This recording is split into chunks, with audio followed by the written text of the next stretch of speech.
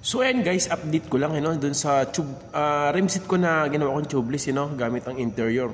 So may nagtanong kasi dati na magpa-update siya kung okay ba siya, nagtagal ba. So ayan, ito isang buwan na yung ginawa natin na pa-tubeless dun sa rim seat natin gamit ang interior, So isang buwan na. So far okay naman, walang problema. Mula nung hinanginan siya nung pinagawa ko hanggang ngayon, wala pa akong ginawa.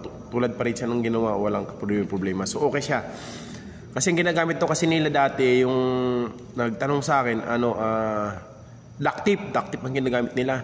So ang gamit dito sa pinagawaan ko ay interior. So kumpara ko yung interior at duct tape, para sa sarili kong opinion, mas matibay yung interior. Kasi yung interior flexible, yung duct tape hindi. Pag natusok yung interior, pag bunot ng tusok, so nagsasarado lang yung butas noon, plus yung silat na nasa loob noon, tatakip lalo yun.